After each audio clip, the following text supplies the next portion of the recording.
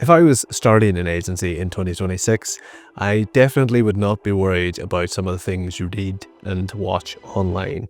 I would not care about how quickly I scaled. I definitely would not be hiring a big team. And I certainly would not be concerned about winning any and every client I could get my hands on. I spent 5 years being part of a really successful agency where we scaled quickly and operated alongside some global brands. But fundamentally, what I've learned in the last 2.5 years after working with 40 more agencies is that growth is not what a lot of people expect it to be. So here are the 5 things I would do to focus on building my agency in the right way from day one and avoid the pitfalls that many agency owners fall into as they start to grow. Look, I get it. Most advice online says that when you're getting started, just get moving, win some revenue and prove a concept. And to an extent, I understand it. I probably followed that a little bit myself with FlexOps. The reality is you need revenue to pay yourself money so you can probably justify or afford to keep doing what you're doing. You want to give your idea or product or service a chance to actually succeed, but fundamentally you need money to sustain it. And for that reason, a lot of us end up spinning our wheels, working endless hours, and maybe we do make the revenue that we desire initially, but then we find ourselves in a situation where we're working with a lot of people we probably shouldn't be. And even though the revenue's good, we feel awful. A few years in, you'll be lying awake at night wondering why you even started this. You're not making that much more money personally. You're working with a lot of people that don't seem to appreciate what you do for them. And if you have hired people, they're also stressed and probably quite unhappy. Now, it's not all doom and gloom, but it's often the case that we find ourselves scaling for the sake of it. I was part of an agency that grew really quickly. We went from a team of 3 or 4 people to up to 40 people at its peak in a matter of years. We scaled our business from a handful of clients to literally serving dozens of clients all over the world.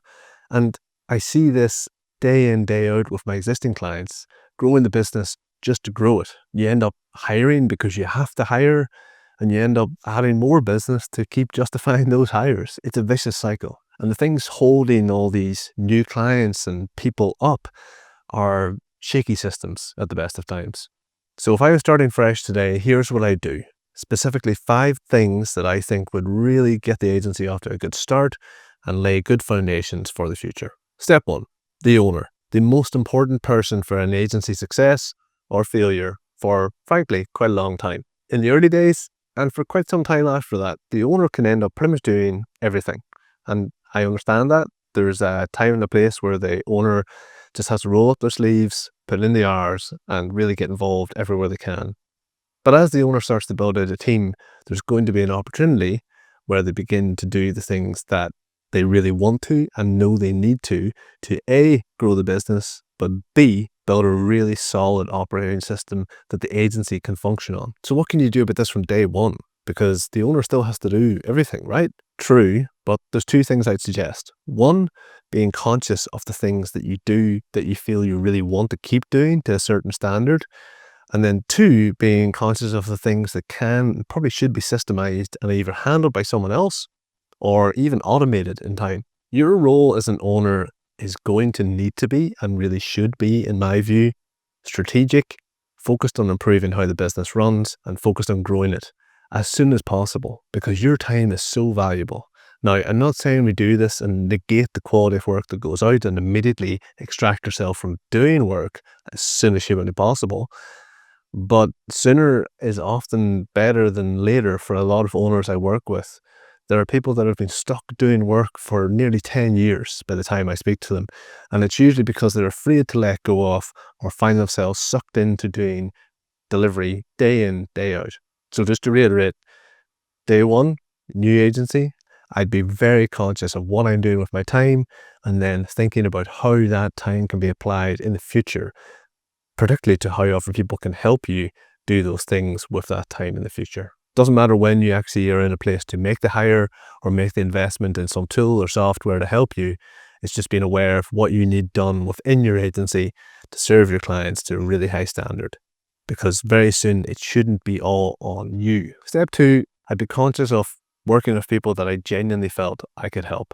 So what does that mean? In short, it's more about who you're not working with, even as opposed to who you are. So I would be very clear on what is not for me as an agency or an owner of that agency. There are going to be certain types of businesses or certain scenarios around those businesses that you don't feel suited to, or that you don't feel allow you to deliver your best work.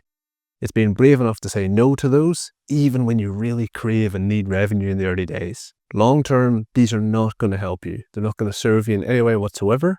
And it's not to say that someone else out there won't be a perfect fit for them. Your job right now in the early days is to be super clear on who your ideal client is and why, and then ultimately put a plan in place for how you reach those people. And more importantly, to my point, it's saying no to the other opportunities that come your way, even if the revenue sounds really, really appealing. 1 or 2 bad clients, particularly in the early days, are going to cost you more than revenue.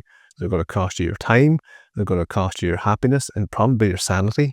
So be really careful with those initial few clients in the door. Revenue is important, but not at the sacrifice of your own well-being, motivation, and ultimately long-term health of your business. The third point to consider comes down to processes and systems. Now, I am not a huge fan of saying build systems before you've even really got clients. In fact, if anything, that's crazy. But what I would say would be, in the early days, it's still helpful to begin to document things as you go, where it makes sense to do so. What we really don't want to find ourselves doing is spending time optimizing systems that have been used once. Fundamentally, that will come down the line whenever there are more clients and more people. For now, what we need is clarity for ourselves and maybe the first couple of hires when they come about how the core delivery system runs and how it should function. So create documentation as you go around key things that happen on a recurring basis to deliver the basics, the core elements of your service, whatever that might be. Why? Well, this isn't going to change whether you have 5 people, just yourself, or 20 people. In most cases, you're going to be delivering something for a certain type of client in a certain way. And although the tools and software and people involved might change, the inputs and the outputs will largely be the same. 3 areas I would particularly be interested in at this stage would be around client onboarding, client delivery, and then internal communication. If you can pretty much map out each of those 3 key areas, particularly in the early days, it'll just lay good foundations for new people coming into the business and new clients. So the 4th thing to look at then would be people. The aim here is really get to a place where you don't have to panic hire off the back of realizing you're just over capacity as an owner or in the early stages. We want to understand what the key things are we're doing on a recurring basis to deliver client work. And once we understand that, we can really have a pretty clear picture of when we're going to need support and what we'll need that person to do. So you might be busy, but if you haven't documented what you're doing with that time, it can even be hard to justify making a hire. And if you add more clients to your already full plate, then you find yourself in a really tricky place because you don't know what you're really doing or how you're doing it. You're just getting it done. And whenever it comes to explaining that to someone you've just hired, that can be tricky. Coming back to my point previously, if we can create a simple system around 2 or 3 key elements to the business when it's just the owner, the first hire becomes all that more simple of a process by virtue of you understanding exactly what you need them to do. And when they join the business, they have a much clearer view on what they're actually going to be doing with their own time. This isn't about hiring the perfect person or hiring an all-star player that's going to fit in and transform the business. It's about getting someone who's responsible, that you can trust in time with really important work, which is basically helping your clients see success through whatever discipline or speciality it is that you offer. Once the person is in the door, training begins, and it's your opportunity to help that person become as good as possible in their role. That again becomes even easier when you yourself understand exactly what you should expect from them, and they also know exactly what you're looking for from them. The 5th and final point for consideration, if I was starting an agency tomorrow, would be simply around the idea of lead gen.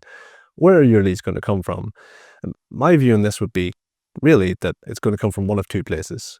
1, a referral from someone that knows of me or has worked with me previously, or someone that can vouch for my expertise in whatever field it might be. And then 2, it's going to be a sales or marketing channel of my choosing. Now, we'll come back to that in a second. So with referrals, it's really not what a lot of people think it is. It's not this idea that we just have to hope that someone shares information about us to a friend or a former colleague. We can put a system around referrals. And by that, I simply mean make sure that there are key people that know of you, that maybe have worked with you or that have previously a partnership with you. that understand exactly what it is you do and for who, and ideally are incentivized to introduce you to those people. The aim with any referral system is to make it as simple as possible for people who are connected to your target audience to introduce you to those people. And they're not going to do that just passively. They need a nudge in the right direction every now and then. So examples of people you think they might be connected with or know they know. And two, they need a bit of maybe financial motivation to do so. So there's a way to create a system around referrals. I'd lean on that quite heavily to begin with. And the sales and marketing channel that I mentioned previously. So this is your inbound or outbound channel of choice. Really the aim here is to find a medium through which you can connect or interact with your target audience and ideally showcase your expertise so that A, they, in an ideal world, reach out to you based on what they're reading from you, or B, it gives you an opportunity to interact with and even reach out to those people based on the fact that you know they've been seeing information or useful knowledge and tips that you've been sharing. So think of YouTube, for example. If you came on YouTube to search advice on how to run an agency, you might, by some chance, stumble across some of my videos. If you see my videos and they're actually useful, you're not going to buy something from me right away, but you'll be conscious of me, Ross, as someone that helps agency owners. That's you. And over time, if you see enough of that and it's continually helpful, you might sign up to my newsletter or you might follow me on LinkedIn. And guess what? You'll probably find more information from me helpful as well. After a period of time of consuming that, I might message you or you might reach out to me, depending on your needs and the timing affecting circumstances. The whole point here is to create a channel or operate in a space where you can find your target audience and ideally help them run their business without them actually paying anything to you yet. And when the time comes, when they really need proper support, you're more likely to be the preferred choice based on this layer of trust they've likely built up in you by simply consuming interesting or useful information over the past few months or even years. Last point on pipeline and lead gen. Understanding who your ideal customer should be, as we spoke about in step 2, is really important here. I could generate dozens of leads every month, but if they're the wrong type of person, what's the point? I don't want to have to speak to people that A, aren't a fit for me, and B, I'm not a fit for them. So the aim is to really understand who you need to work with to help them see the most success and at what stage they're at, and then find the channel where they spend a lot of time or maybe are more likely to find you. So those are 5 things I would think about and probably focus on in the early stages of building an agency. It would keep me grounded and likely make my life a bit more stress-free a year or 2 from now as the agency grew. Owners, clients, pipeline, people, and processes. Those are the 5 fundamental things that I would say are worthwhile paying attention to, even from day one, if you're building out your agency. If you can nail these components to your agency, you're going to create a business that is, in time, not reliant on you, runs smoothly without you in it, and fundamentally, you're then in control of when it comes to growth. So here's one for you. If you currently run an agency and listening to this, you thought, I've got gaps, or I've never thought about that, or he's just talked about something that we've never really paid attention to, you might benefit from an audit. An audit is quite simply a review of where your business is at today. And really the whole point is to help you spot the opportunities that are going to help you go from where you are today to where you want to be in the future. There's a link in the description if you'd like to book an audit with me or even speak with me about doing so. And lastly, if you watch this video and you can't help but feel, okay, it sounds great, but it also sounds like a massive amount of work and I quite value my downtime. I don't really want to have to sacrifice my existence to build this agency. Check out this video where I go into these 5 components in a bit more detail and depth to help you understand how you can actually implement elements of these components into your own agency to help you build a healthier business.